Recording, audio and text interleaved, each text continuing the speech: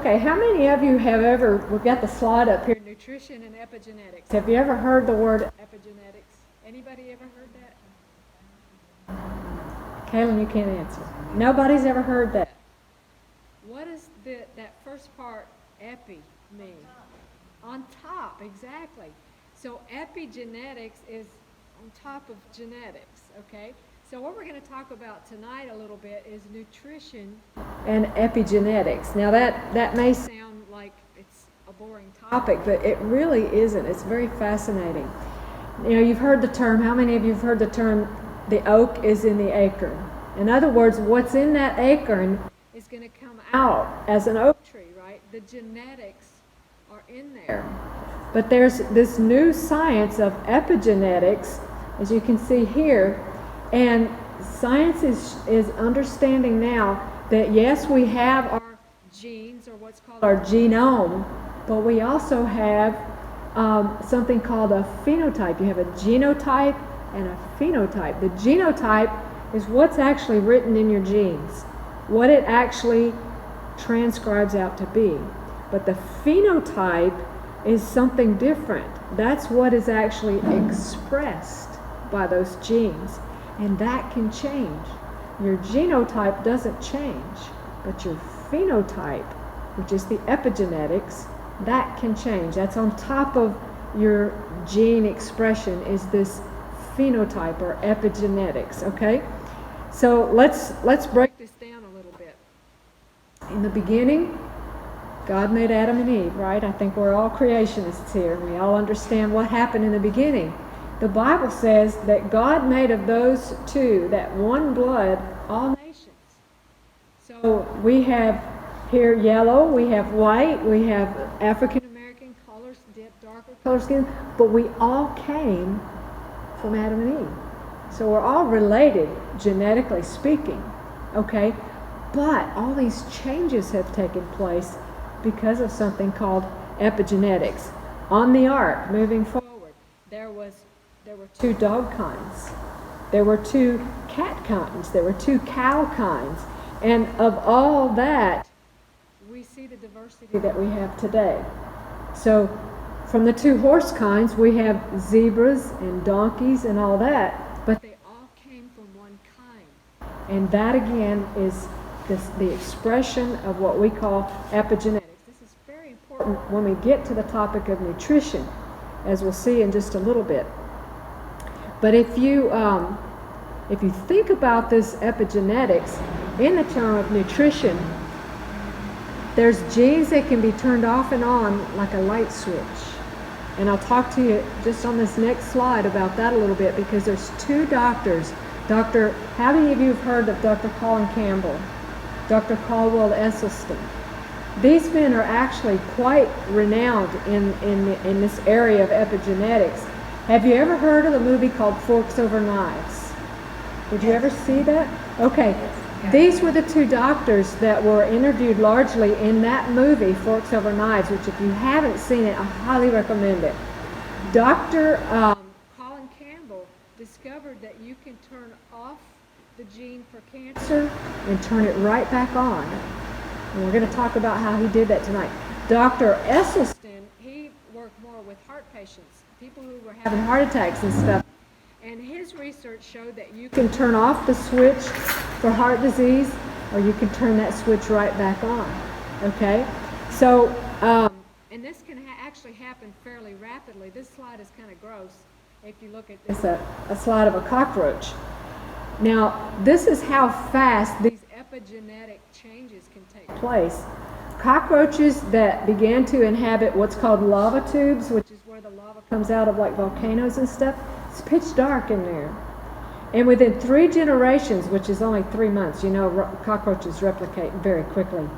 Within 3 months of living in those pitch black dark lava tubes, they turn off the gene for eyes.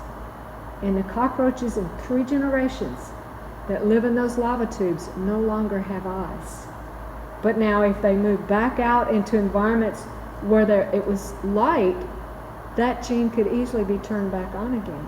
And if you think about this science of epigenetics, if you follow it through, It blows evolution right out of the water. Oh, it takes billions of years, and no, it doesn't. This happened with these cockroaches in just a short time. Now, the interesting thing, and this slide brings out Florida State University, there was a researcher named Kimberly Hughes, and she discovered that this tendency to change is actually more susceptible in those genes that change in the wrong direction. Have you ever found that it's easier to gain weight than to lose it? Okay, that's because of this tendency for the wrong genes to flip on and off. But we can change that, and I'm gonna tell you right now what's the key. Researchers and clinicians alike have found that a whole food, plant-based diet is the key to turning off the wrong switches and turning on the right switches to help. And this is where nutrition really comes into play with this epigenetic picture. Okay? In the beginning, Genesis 1:29, it says, God said, "Behold, I have given you every herb-bearing seed which is upon the face of all the earth, and every tree in which is the fruit of a tree yielding seed, and to you it shall be for meat."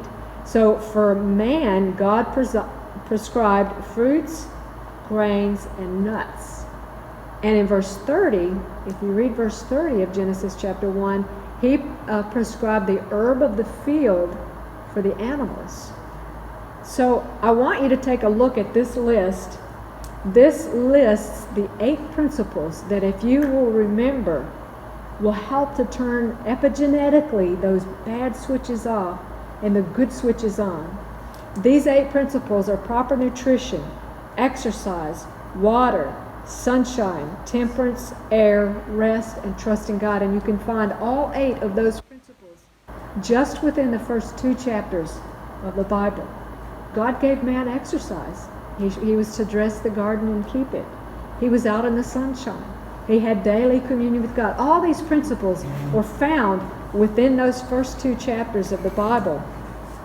But then after sin, it says in Genesis chapter 3, verse 18, "Thorns and thistles shall it bring forth," he's talking about the ground, "and thou shalt eat the herb of the field."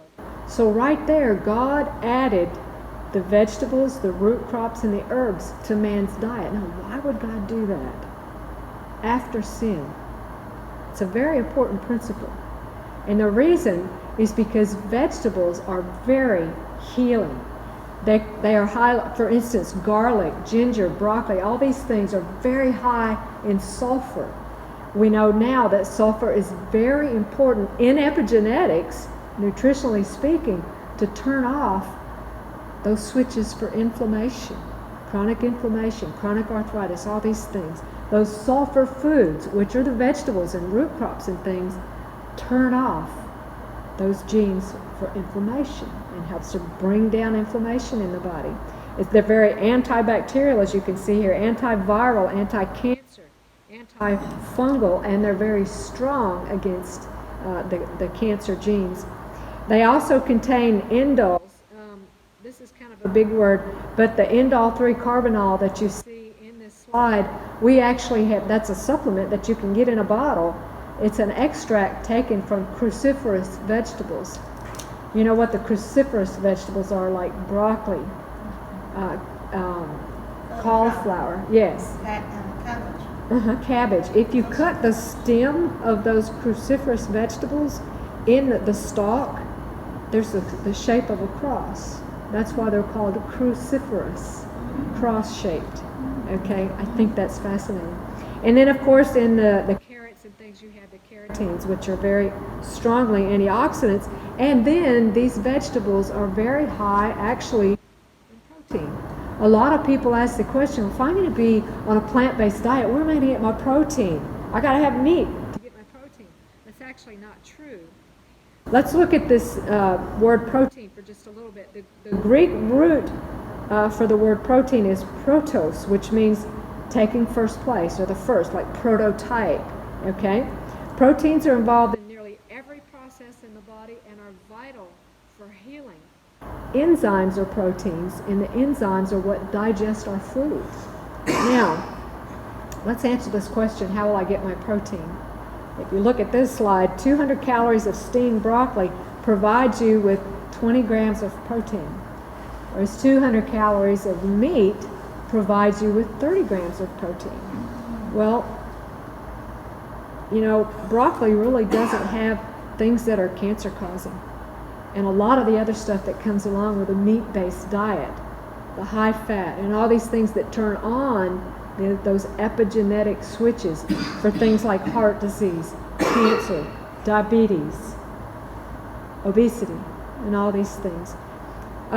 So I think that it's very important for us to realize that we can get all the protein that we need from a plant-based diet.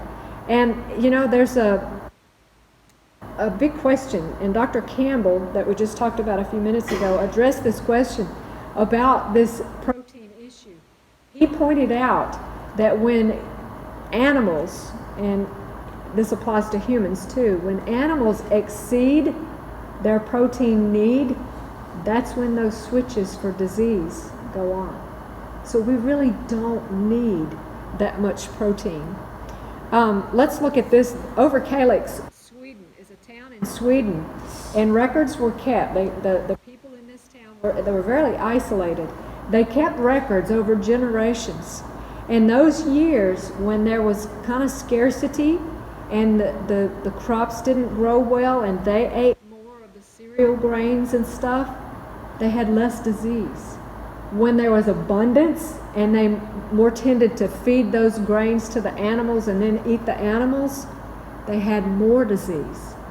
So that was a very telling experiment that these people did.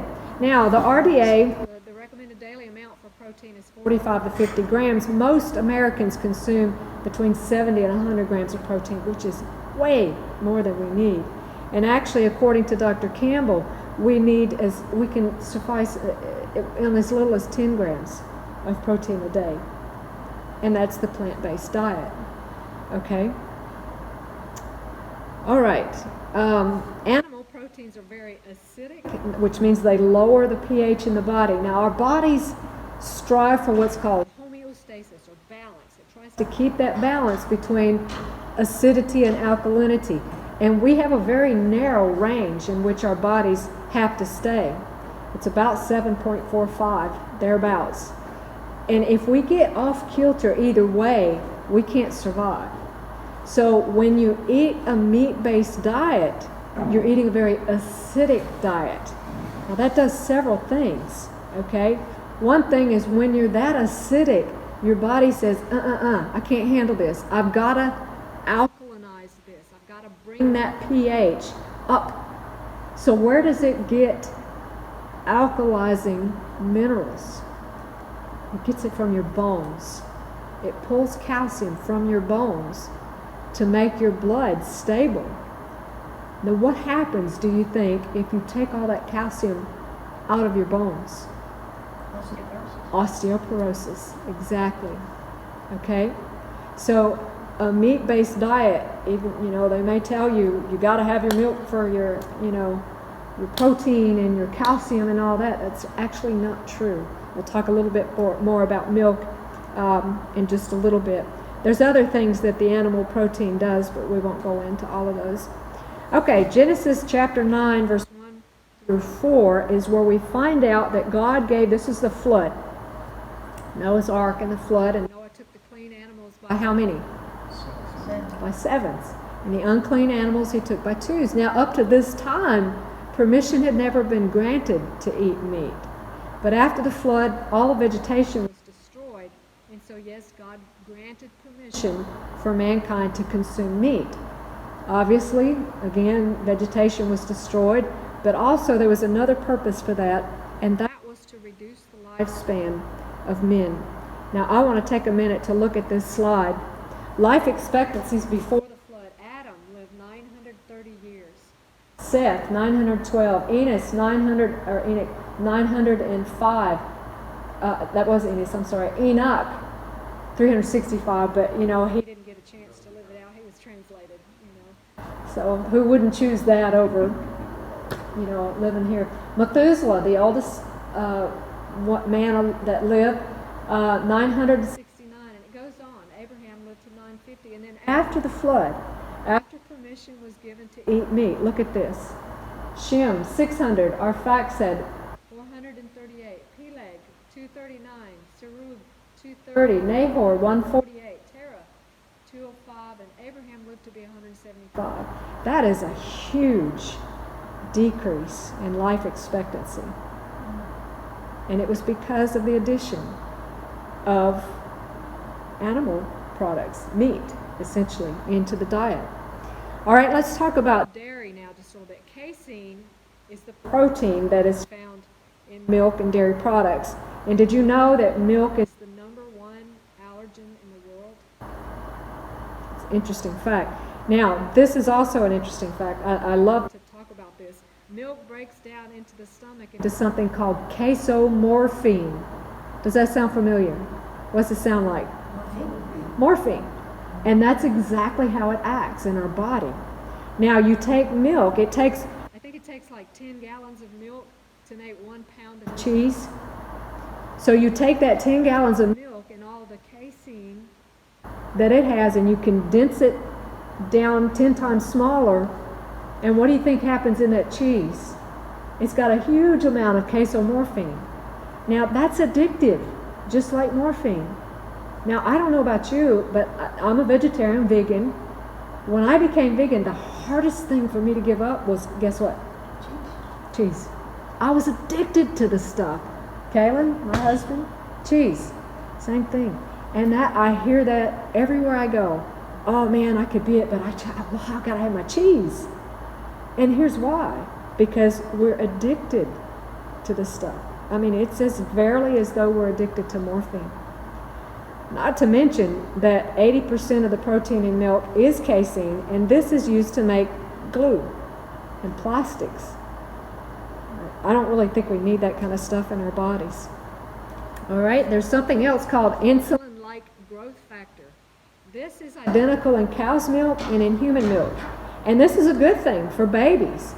It actually promotes a quick growth. You know, babies need to grow and then be weaned.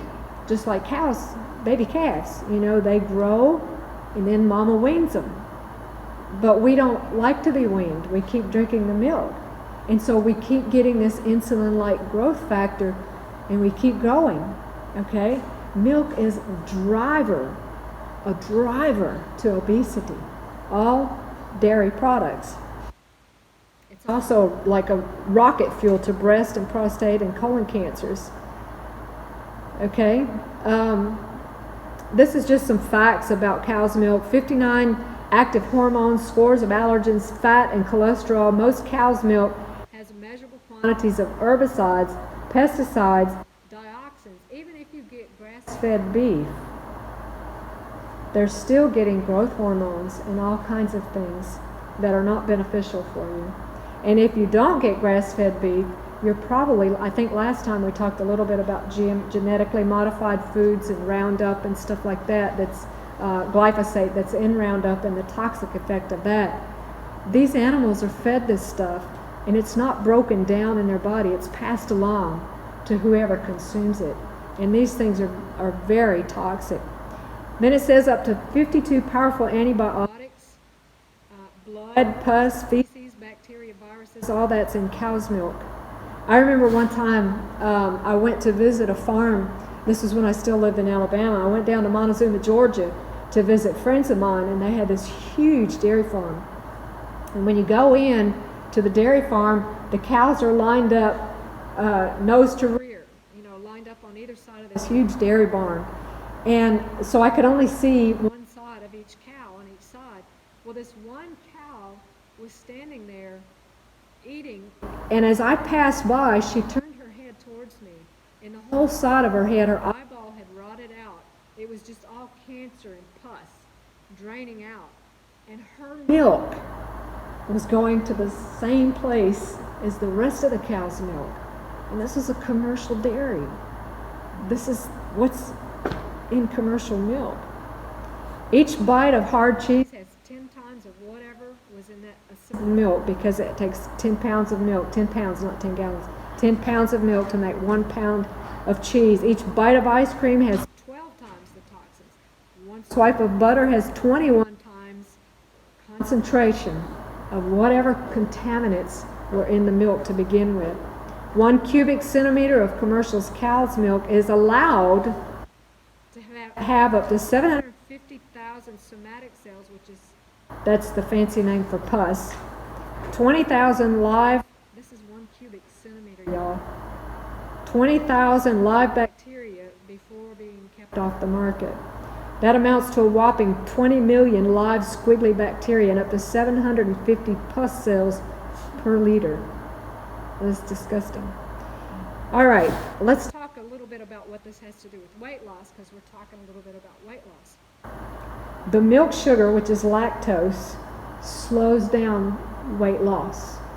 The protein in milk, which is casein, as we talked about before, generates an insulin response and leads to weight gain. So you can see that eliminating dairy products will go a long way toward your journey towards weight loss.